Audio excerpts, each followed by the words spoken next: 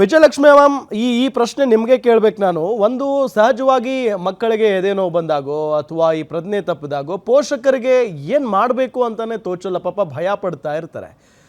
ತಕ್ಷಣಕ್ಕೆ ಏನು ಮಾಡಬಹುದು ಪೋಷಕರುಗಳು? ಆತಂಕ ಪಡಬೇಕಾದಂತ ವಿಚಾರನೆ. ಯಾಕಂತಂದ್ರೆ ಒಂದೊಂದೇ ಮಕ್ಕಳು ಮಾಡ್ಕೊಂಡಿರ್ತಾರೆ. ಆ ಒಂದು ಮಗುಗೆ ಏನಾದ್ರೂ ಆದ್ರೆ ಅನ್ನೋ ಗಾಬರಿ ಆತಂಕ ಅದು ಇದ್ದೇ ಇರುತ್ತೆ.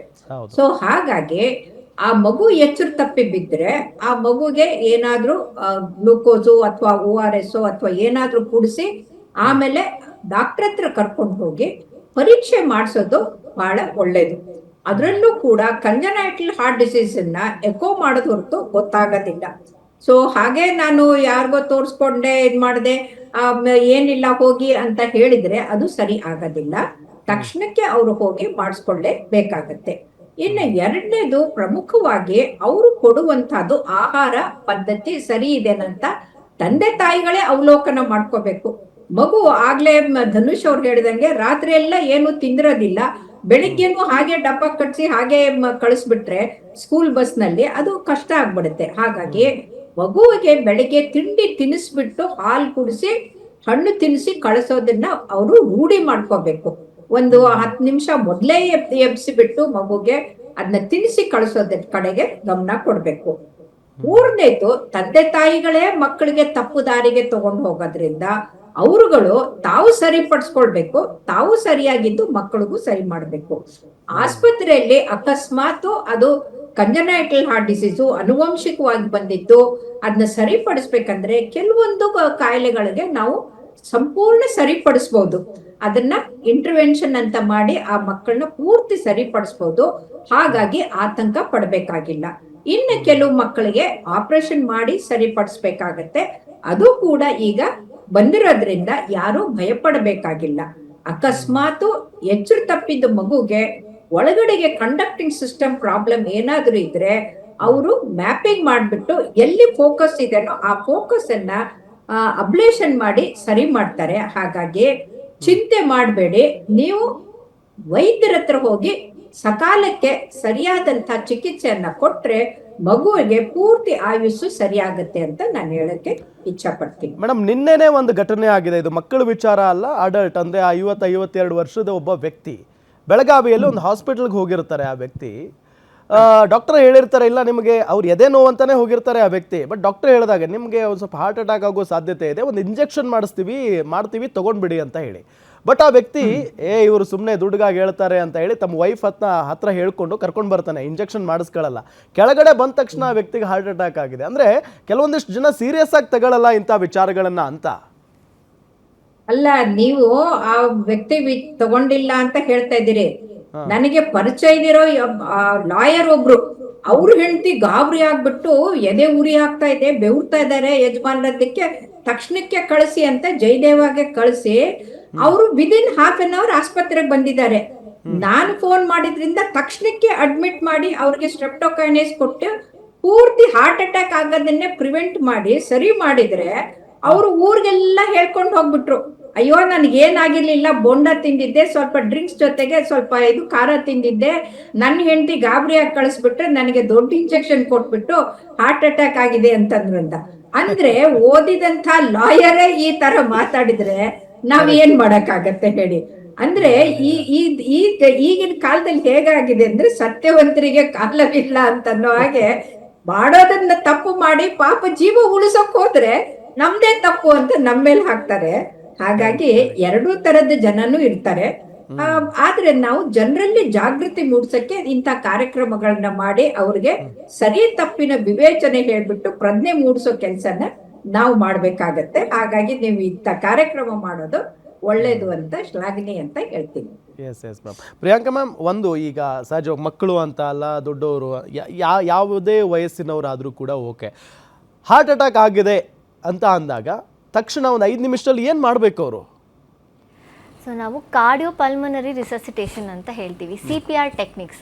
ಇದು ಎಲ್ಲ ಮನೆಗಳಲ್ಲಿ, ಸ್ಕೂಲ್ಸು, ಕಾಲೇಜಸಲ್ಲಿ ಟೀಚರ್ಸ್ ಎವ್ರಿಬಡಿ ಇದನ್ನು ದಯವಿಟ್ಟು ತಿಳ್ಕೋಬೇಕು ಹೇಗೆ ಮಾಡಬೇಕು ಅಂತ.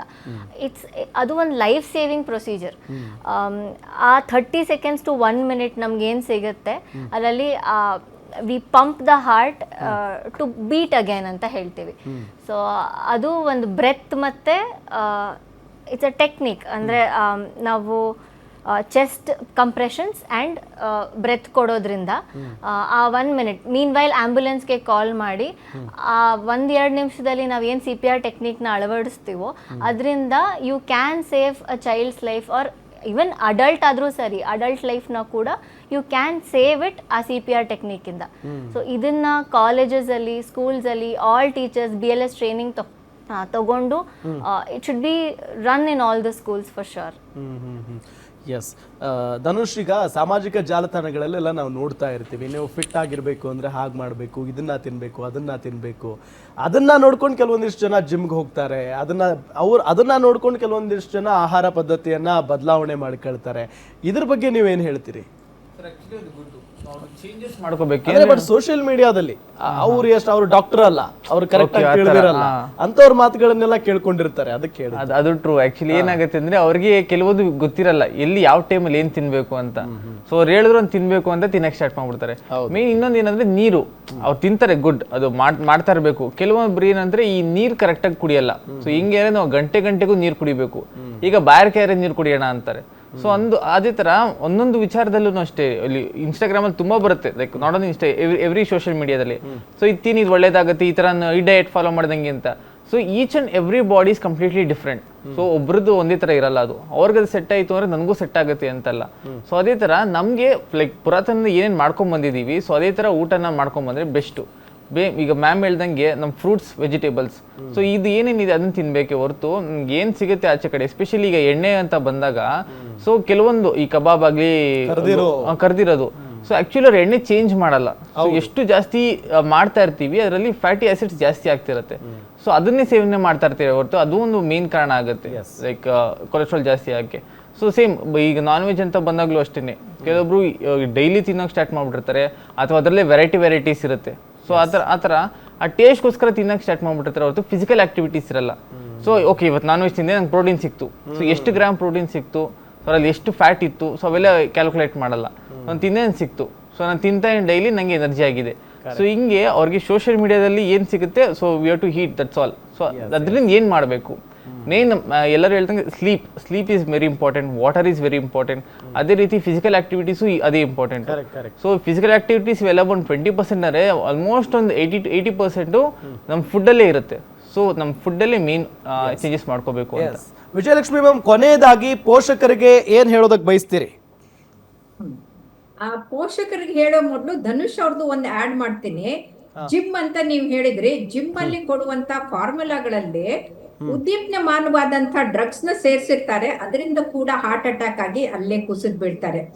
ಎನರ್ಜಿ ಡ್ರಿಂಕ್ ತಗೊಳ್ತಾರೆ, ಅದರಲ್ಲಿ 60 to 80 ಮಿಲಿಗ್ರಾಮ್ಸ್ ಕೆಫೇನ್ ಇರೋದ್ರಿಂದ ಕಾರ್ಡಿಯಾಕ್ ಅರಿದ್ಮಿ ಆಗ್ಬಿಟ್ಟು ಅಲ್ಲೂ ಕೂಡ ಕುಸಿದ್ ಬೀಳ್ತಾರೆ. ಹಾಗಾಗಿ ಅವರು ಏನು ಜಿಮ್ಮಿಗೆ ಹೋಗಿ ಬಾಡಿ ಬಿಲ್ಡಿಂಗ್ ಮಾಡ್ತಾ ಇದಾರಲ್ಲ, ಅದು ಹೃದಯಕ್ಕೆ ಆಘಾತ ಆಗುವಂತ ಆಹಾರವನ್ನ ತಗೊಳ್ಬಾರ್ದು ಅಂತ ನಾವು ಅರ್ಥ ಮಾಡ್ಕೊಳ್ಬೇಕು.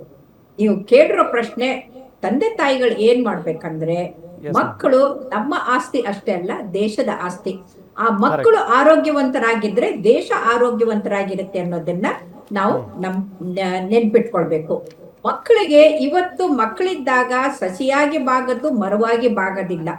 ಮಕ್ಕಳಿದ್ದಾಗ ನೀವು ಉತ್ತಮವಾದಂತ ಆಹಾರ ವಿಹಾರ ಮತ್ತೆ ವಿಚಾರದ ಪದ್ಧತಿಗಳನ್ನ ಅವ್ರಿಗೆ ಕಲಿಸ್ಕೊಡದೇ ಇದ್ರೆ ಮುಂದೆ ಅವರು ಕಾಕ್ರೋಚ್ಗಳಾಗ್ಬೋದು, ಇಲ್ಲ ಬೇಗನೆ ಸಾಯ್ಬೋದು. ಈ ಎರಡನ್ನೂ ತಪ್ಪಿಸ್ಬೇಕಾದ್ರೆ ಮಕ್ಕಳಿಗೆ ಹೊಟ್ಟೆಗೆ ಕೊಡೋ ಆಹಾರ ಎಷ್ಟು ಮುಖ್ಯನೋ ನೆತ್ತಿಗೆ ಕೊಡೋ ಆಹಾರ ಕೂಡ ಬಹಳ ಮುಖ್ಯ ಆಗುತ್ತೆ. ಅದಕ್ಕೆ ಫುಡ್ ಫಾರ್ ಥಾಟ್ಸ್ ಅಂತಂತೀವಿ, ಅದು ಕೂಡ ಯೋಚನೆ ಮಾಡ್ಬೇಕು. ಆಮೇಲೆ ಮಕ್ಕಳು ನಾವು ಹೇಳ್ದಾಗ ಮಾಡೋದಿಲ್ಲ, ನಾವು ಮಾಡ್ದಾಗ ಮಾಡ್ತಾರೆ. ಸೊ ಹಾಗಾಗಿ ಮೊದಲು ನಾವು ಸರಿಯಾಗಿರ್ಬೇಕು, ಮಕ್ಕಳನ್ನ ಸರಿದಾರಿಯಾಗಿ ಕರ್ಕೊಂಡು ಹೋಗ್ಬೇಕು ಅಂತ ಕೇಳ್ಕೊತೀವಿ.